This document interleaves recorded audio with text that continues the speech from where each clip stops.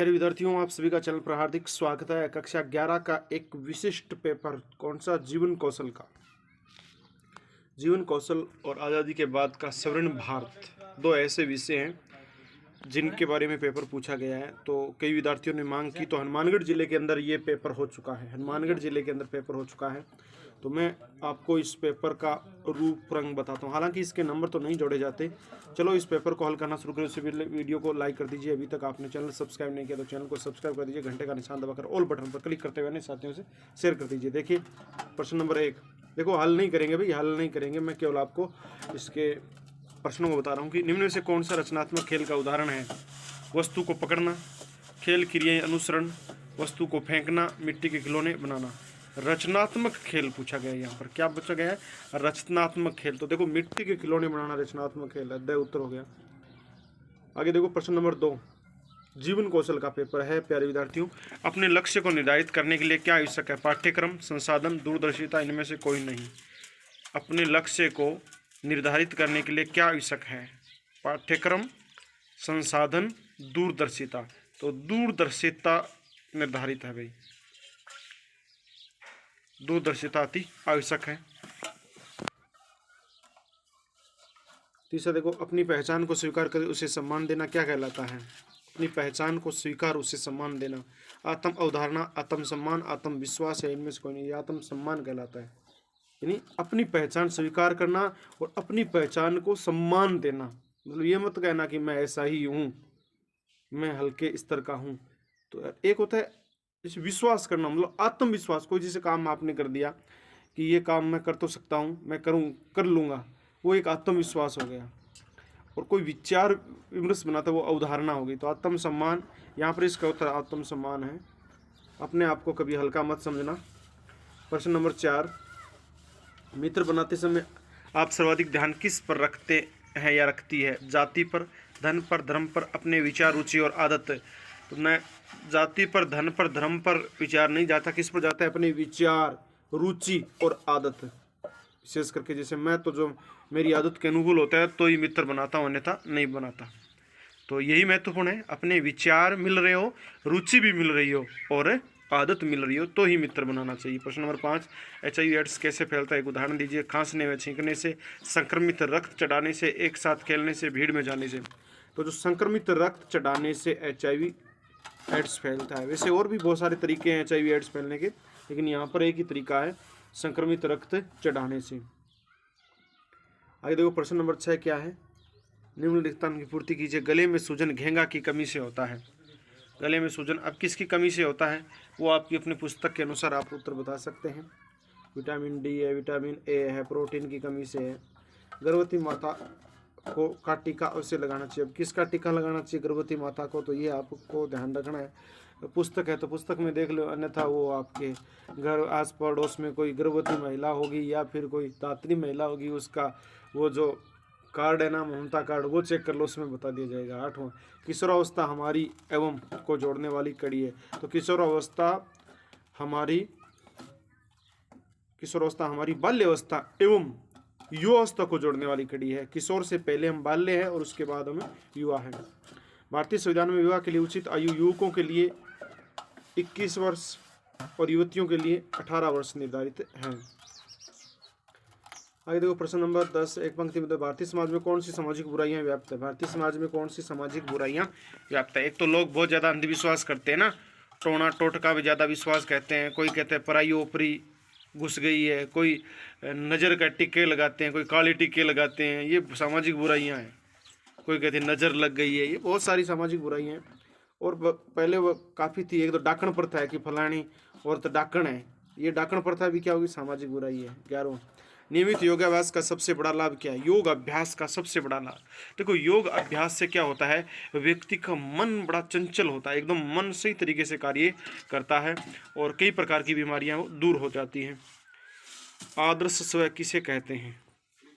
आदर्श स्व किसे कहते हैं? मतलब आदर्श स्व का मतलब ये होता है कि अपने आप को घमंड नहीं करना, अच्छे तरीके से जीवन यापन करना, साधारण जीवन यापन करना, कभी गर्व कभी घमंड दिखावा मत करना, उसी को आदर्श स्व कहा गया है। भोजन में पौष्टिक पदार्थों के मिश्रण बताइए।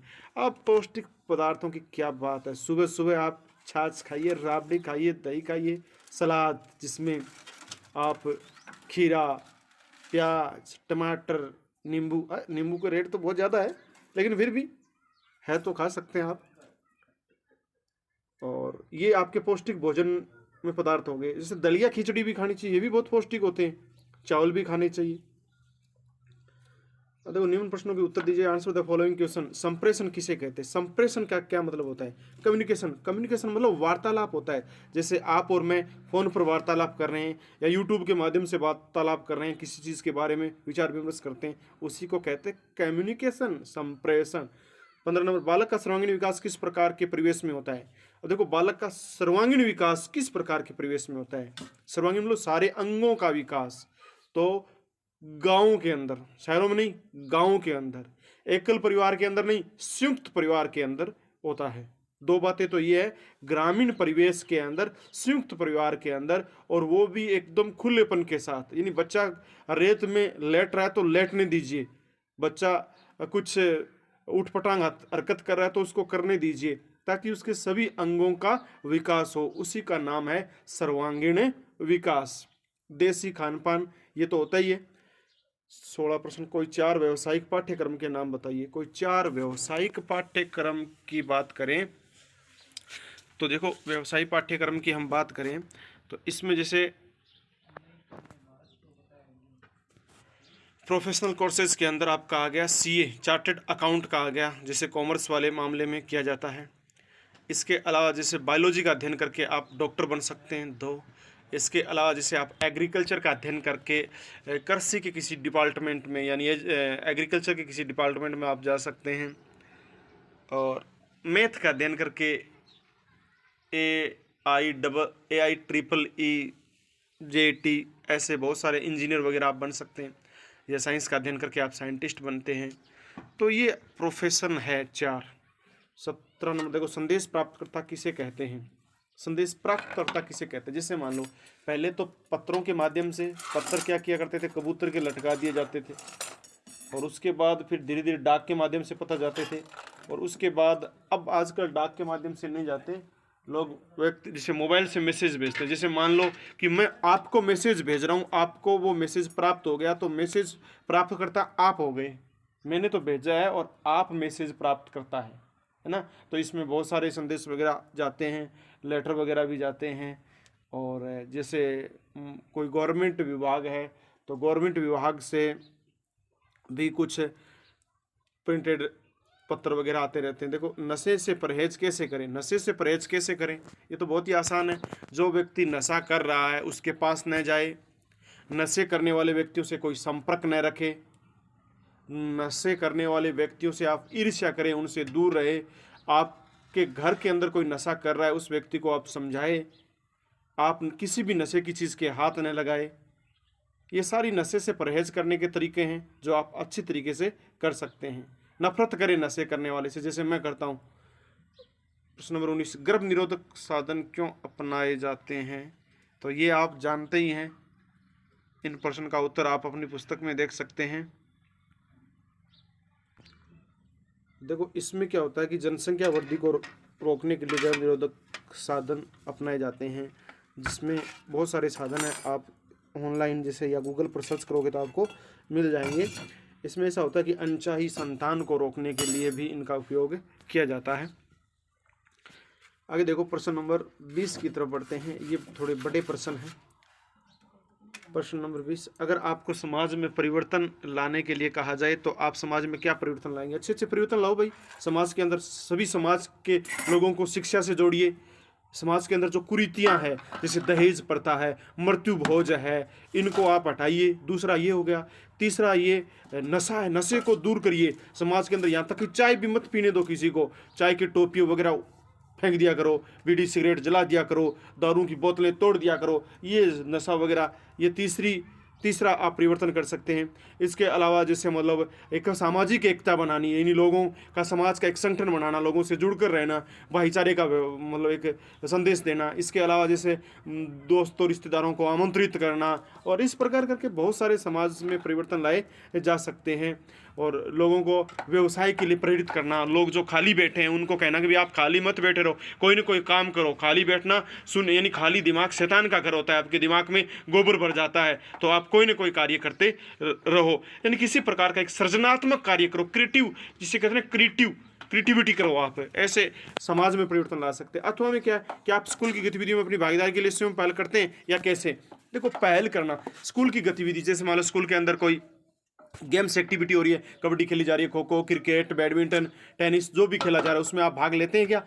और अगर लेते हैं तो हाँ करो। और कैसे लेते हैं, पहल कैसे करते हैं? पहल का मतलब है सबसे पहले कि चलो रे बच्चों हम बैडमिंटन खेलेंगे, चलो साथियों बैडमिंटन खेलेंगे। आप जैसे प्रिंसिपल के पास जाते हैं, पीटीआई के पास जाते हैं, वहाँ कहते हैं कि हम बैडमिंटन खेलेंगे या हम फुटबॉल खेलेंगे, हम कबड्डी खेलेंगे, हमें ये सुविधाएं उपलब्ध करो। इसी को पहल करना कहते हैं, ठीक है। ये गतिविधियाँ, इसके अलावा सांस्कृतिक गतिविधियाँ हैं, जैसे मान लो एनुअल डे फंक्शन पर है, स्वतंत्रता दिवस पर है, गणतंत्र दिवस के ऊपर है, करियर डे पर है, या पेंटिंग बनाना, कोई टेस्ट आयोजित करना, प्रतियोगिता, इस प्रकार की जो गतिविधियां उसमें भाग लेना। अब देखो अगला और अंतिम प्रश्न है प्यारे विद्यार्थियों, प्रश्न नंबर 21, योग अभ्यास के सामान्य लाभ बताइए अथवा सामूहिक खेलों को स्पष्ट कीजिए। तो योग अभ्यास के सामान्य लाभ बहुत सारे भाई। योग अभ्यास से आपका स्वास्थ्य अच्छा रहता है, योग अभ्यास से हम मानसिक और शारीरिक रूप से मजबूत हो जाते हैं, योग अभ्यास से हमारे शरीर में बीमारियां नहीं आती है, योग अभ्यास से अगर पहले से कोई बीमारी हो तो उससे हम निजात पा सकते हैं, और हमारा शरीर है वो मजबूत हो जाता है, और मानसिक स्थिति है वो भी हमारी मजबूत हो जाती है। तो बहुत सारी बातें योग अभ्यास से। और अथवा हम सामूहिक खेल तो बहुत सारे हैं, जैसे क्रिकेट सामूहिक खेल है, फुटबॉल सामूहिक खेल है, कबड्डी सामूहिक खेल है, बहुत सारे सामूहिक खेल है जिसमें आप खेलते हैं, तो उनके बारे में आप स्पष्ट कर दीजिए। तो ये था आपका जीवन कौशल का पेपर। कैसा, कौन सा है? जीवन कौशल का पेपर। ये हनुमानगढ़ जिले का ओरिजिनल पेपर है। हमारी एक की छोटी भतीजी है, वो पेपर दे के आई है, तो ये जीवन कौशल का पेपर उसी के द्वारा मुझे अवेलेबल करवाया गया है। तो आप देख सकते हैं किस प्रकार से जीवन कौशल का पेपर आने वाला है। तो प्यारे विद्यार्थियों, अगर ये वीडियो आपको पसंद आया तो आप इसको लाइक कर दीजिए। अभी तक आपने चैनल सब्सक्राइब नहीं किया, चैनल को सब्सक्राइब कर दीजिए, और घंटे का निशान दबाकर ऑल बटन पर क्लिक करते हुए अपने साथियों के साथ शेयर कर दीजिए। आपने इस वीडियो को अंत तक देखा, इसके लिए बहुत बहुत धन्यवाद। फिर मिलेंगे नई क्लास में, तब तक के लिए जय हिंद, जय भारत, वंदे मातरम।